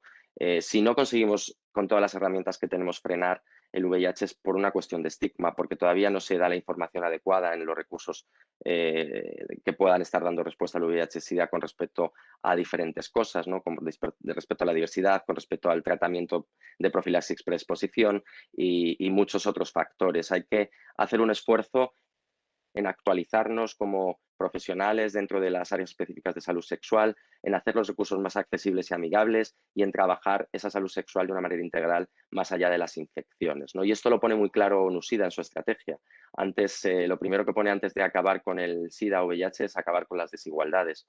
No todo el mundo tiene la misma oportunidad de acercarse a un recurso sanitario, ni las mismas habilidades. ni siquiera muchas veces el mismo lenguaje, ¿no? Hay muchas personas migrantes que se ven afectadas también por esa vulnerabilidad por estas pandemias y el acceder a un sistema de salud muchas veces, y más ahora con la COVID, puede ser un problema. Nuestro objetivo dentro de esta estrategia, en este nuestra nueva visión hacia el 2025, pero sobre todo al 2030 para acabar con el VIH, es maximizar esos recursos y su acceso, derribar esas barreras, sobre todo en cuanto a discriminación y estigma, y proporcionar y mantener respuestas al VIH eficientes que sean integradas, y esto también lo habéis comentado, en distintos. Y algunas veces no es un punto más en muchas de las acciones de prevención y acceso a ese pack preventivo combinado. Tienes problemas, se te va la voz. ¿Ahora? Jorge, ¿tienes algún problema? Ahora. Ahora ha vuelto, ¿no? Perdón, debe ser algo de la cobertura. Decía eso, que es importante mantener esa respuesta al VIH eficiente e integrarla en distintos niveles del sistema de salud, que muchas veces no es necesario rizar el rizo ni invertir mucho más dinero, sino ver todas esas iniciativas que ya se están haciendo, ver dónde podemos poner la voz del VIH y la salud sexual en otros recursos del sistema de salud, del sistema educativo, del sistema social de nuestras ciudades, y aúna lograr el objetivo que es posible. No lo digo yo, lo dice el mundo científico. Por último, os traigo esas demandas que salieron de la reunión nacional que hubo por primera vez, ¿no? de ese espacio que AIAPAC organizó a nivel nacional con todos los fast track, por parte precisamente de los participantes y las participantes, que eran esas ciudades que en distinto nivel habían firmado la estrategia, pero también mucha administración pública, representante político. Por un lado, necesitamos una respuesta multidisciplinar a la pandemia del VIH, que supone lo que está haciendo AIAPAC y la estrategia de Fast Track, ¿no? Pero para ello necesitamos un mayor compromiso político y común, al margen de cualquier tipo de ideología o cualquier tipo de espacio. La salud pública y el VIH nos afecta a todas las personas de la misma manera, y esto precisamente tiene un objetivo, es una respuesta que hagamos de la mano. Por otro lado, ya se está trabajando, como os decía, en muchos niveles y a sentarnos en una mesa de trabajo común con esos objetivos comunes. Poner cuando vamos por que internamente y compartirlas, ¿no? De hecho, aquí pondría en valor que el modelo de las Fast Track Cities que se está llevando en España, como también comentaba Gonzalo, es un modelo que se ha llevado a otros países para ayudar precisamente a cómo liderar e iniciar esta estrategia localmente, como ha pasado pues, en Glasgow, que fuimos, o en otros espacios de trabajo como hemos estado en Portugal. Hacemos las cosas bien a nivel micro y casi meso, pero necesitamos coordinarnos un poco en el macro para dar valor a esas buenas prácticas y mejorar y afinar todas las que hagamos a nivel local. Hay que poner los esfuerzos en la prevención. Llegamos muy bien, como vemos, al tratamiento y a la indetectabilidad, pero necesitamos adelantarnos a esos diagnósticos tardíos y, sobre todo, enfocar la prevención como algo integral, ¿no? Y algo muy individualizado en la persona. Tenemos una gama de metodología preventiva ahora mismo para el VIH y otras infecciones de transmisión genital, y es lógico que apliquemos esas medidas de una manera personalizada. Esto no puede ser ya nunca más sopa para todas las personas, porque cada persona tiene al final una forma de desarrollarse en su salud sexual y erótica y está dentro de sus derechos sexuales y reproductivos, y teniendo estas herramientas lo que no puede haber es un bloqueo de acceso a la pastilla preventiva como existe en España, con colas y listas de espera de más de 700 personas, porque eso son nuevas infecciones, precisamente por cómo lo ha contado Julia, que se dan o que se convierten en pocas semanas, ¿no? Necesitamos esa coordinación nacional y esa implementación de las distintas redes que tenemos para trasladar esta información preventiva, de tratamiento, de acceso a los cuidados del sistema de salud, pero también de lucha contra el estigma y la discriminación, porque es una responsabilidad además de todas partes y en la que tienen que participar distintos agentes de respuesta. Y además queremos destacar aquí que precisamente en un momento como el que estamos viviendo ahora con la situación de la COVID-19, el VIH se muestra como lo que es y como Fast Track y la Declaración de París y UNSIDA establecen en su redactado, ¿no? El VIH es un modelo necesario de transformación social. La experiencia de respuesta al VIH todos estos años al lado del sistema clínico, al lado de las administraciones y el entorno comunitario, lo que ha construido es una manera de adelantarse, de observar a las pandemias de una forma transversal e integral, de poner en la mesa diferentes agentes para dar una respuesta, y ese modelo que ha dado el VIH, que ha dado frutos a todo lo que estamos trabajando ahora, a pesar de no haber acabado con la pandemia, está ayudando en una nueva pandemia como la de la COVID, con lo cual no dejemos atrás precisamente a una de las cosas más innovadoras a pesar de todo la tragedia que ha supuesto inicialmente en nuestra sociedad cuando arrancó, pero a la vez ha traído muchos elementos que son destacables, ¿no?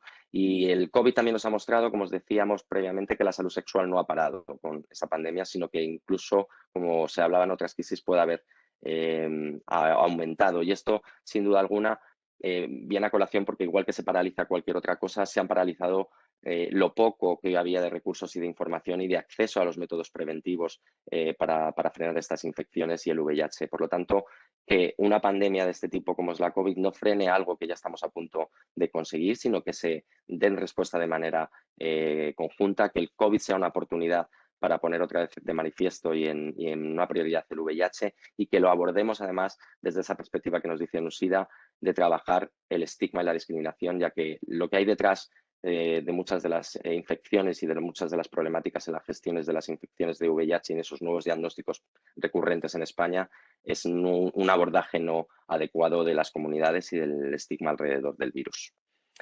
Nada más, dejaros esa frase precisamente a colación de lo que hablaba, ¿no? El miedo al estigma conduce al silencio y el VIH-Sida, y en el VIH-Sida el silencio es la muerte. Una oportunidad como esta hace que hablemos más de VIH y de salud sexual, y eso ya simplemente es una oportunidad para evitar en el futuro nuevas infecciones y hacer las cosas mejor. Muchas gracias a la organización y cualquier cosa estamos en el turno de preguntas. Muchas gracias, Jorge. Agradeceros a vosotros vuestra participación. Como ha dicho antes el presidente de la Comisión de Salud, bueno, esto es el inicio de esa vía rápida, ¿no?, del Fast Track Cities. Vamos a ver si podemos seguir impulsando estos proyectos, a ver si combinamos esta lucha también contra el SIDA, con la lucha que estamos manteniendo contra la pandemia, incrementamos ambas y vamos saliendo ganadores. Quiero deciros que el tiempo que tenemos es un tiempo limitado también en el espacio digital, por desgracia para nosotros. Tendremos que acabar la sesión en 10 minutos y son muchas las preguntas que han llegado a la organización.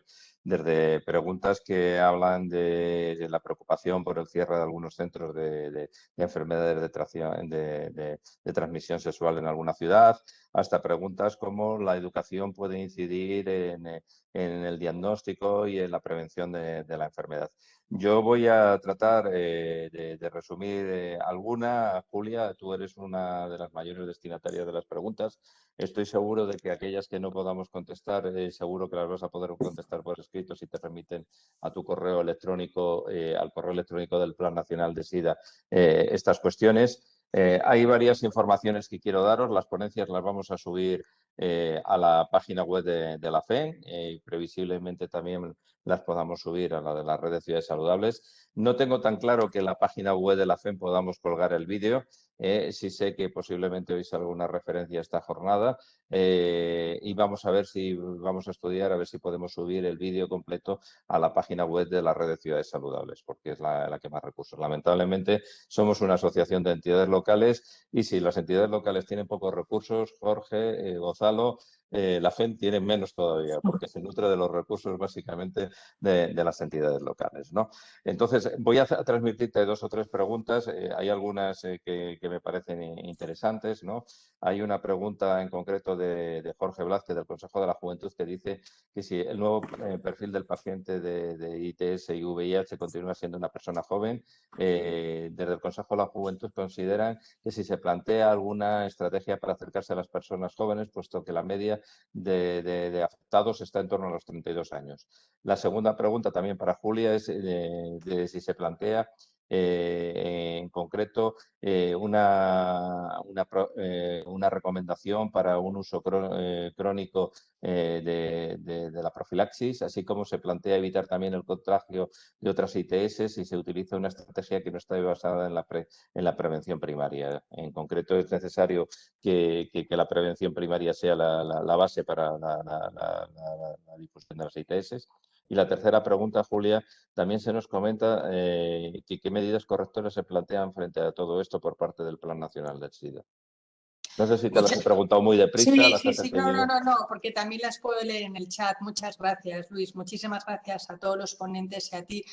A ver, yo creo que recogiendo la pregunta de Ricardo Blázquez del Consejo de la Juventud, efectivamente, en el nuevo plan estratégico para la prevención y control del VIH y otras ITS hay acciones diferenciadas por edad para jóvenes y para mayores, que también hay una población que, por suerte, cada vez es más mayor y vive con VIH y que tiene mucho que ver con los recursos asistenciales, y es muy interesante el papel de los ayuntamientos en el apoyo a personas mayores, pero eso para otro seminario, porque la pregunta está enfocada en los jóvenes. Efectivamente, y además en los jóvenes con una visión de género muy clara, porque el perfil de nuevas infecciones de VIH es muy diferente que el de gonorrea o el de clamidia. La distribución de clamidia es muchísimo más frecuente en las chicas jóvenes, la gonorrea tiene una distribución menos significativa por sexo y el VIH está muy asociado a el VIH en hombres que tienen sexo con hombres y en otros hombres gays. Y en ellos claramente hay que hacer estrategias que tienen que ver con la educación formal y la educación en personas jóvenes en ámbitos no formales. Y ahí, desde luego, contamos con el Consejo de la Juventud porque son trabajos conjuntos que queremos impulsar y que, como digo, estamos desarrollando en el nuevo plan estratégico. Diferenciado VIH de otras ITS de manera integrada, pero diferenciada. Porque vamos muy mal de tiempo y tampoco puedo desarrollar más, es decir, sí, lo estamos haciendo y contaremos con vosotros. Sobre las dos preguntas que hay sobre PrEP, y las voy a contestar de manera coordinada. La PrEP es, como digo, tomar una pastilla todos los días para prevenir infectarse por VIH y funciona, 96% de eficacia, no hay ninguna duda. Crónicamente, bueno, a ver qué es crónico. La gente toma medidas preventivas mientras está a riesgo. La mayoría de las personas no están a riesgo toda su vida de infección por VIH. Están a riesgo durante un periodo que están experimentando o están más inseguros de determinadas cuestiones, después de una ruptura de pareja, durante un periodo en el que saben que van a ir a tener prácticas sexuales de riesgo en un determinado contexto.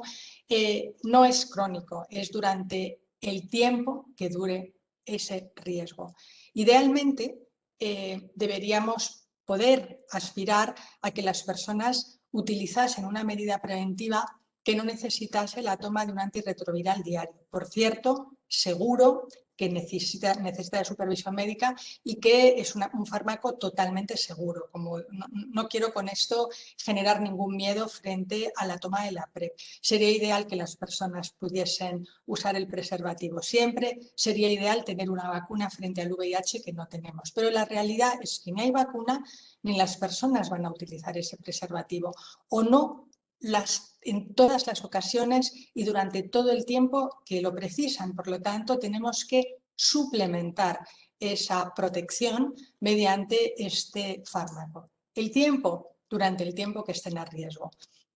Y la gente que es candidata a tomar PrEP es gente, como digo, que no utiliza el preservativo de manera habitual. Claro que debería hacerlo, claro que todos deberíamos hacer más deporte, comer más sano, tener una higiene del sueño. Claro que nosotros no decimos que no haya que hacerlo, hay que potenciar una sexualidad mucho más segura y una salud de manera muchísimo más segura en general. Pero hay que adaptar las medidas de respuesta y prevención a las realidades. En la gráfica que os ponía antes veis cómo los programas de sustitución y metadona y de intercambios de jeringuillas llegaron 15 años después, porque en aquel momento el planteamiento es que había que tener programas libres de drogas. Hombre, claro que es lo ideal, si nadie lo duda, pero no era lo que estaba pasando. Por lo tanto, ya estamos trabajando con una población que tiene una incidencia de infecciones de transmisión sexual más alta que la media. Al meterles en un programa de profilaxis preexposición, hacemos diagnósticos y cribados de ITS a la entrada y en el seguimiento. Detectamos y tratamos, y al tratar esa infección disminuimos la circulación de esa enfermedad infecciosa en la comunidad. Recordar los principios de Ronald Ross con la malaria a principios del siglo XX, nada nuevo. Intervenimos, tratamos, disminuimos la carga de otras ITS. Por lo tanto, más que un riesgo de otras ITS, es una oportunidad para diagnosticar de ITS a una población que normalmente no accede a los sistemas por diferentes motivos. El estigma, la sensación de que lo que les aportamos no les sirve. Por lo tanto, vamos a acercarnos a esa población, darles una herramienta preventiva que están buscando y, de paso, tratar las otras infecciones de transmisión sexual. Muy bien, pues muchas gracias. He procurado agrupar algunas cuestiones que se han planteado y formularte alguna pregunta. Si cualquiera de los participantes, como os decía antes, tiene interés en específicamente la resolución de algunas cuestiones, ya sabéis y tenéis los correos de las personas que están en esta videoconferencia. Sin más, quiero agradecer a Julia, al Plan Nacional de SIDA, al Ministerio de Sanidad, la colaboración, apoyo positivo y a IPAC. Creo que vamos a tener muchas más ocasiones de encontrarnos y de buscar, y sabéis que tenéis la puerta de la Federación para hacernos llegar vuestras propuestas. Así lo ha dicho el presidente de la Comisión.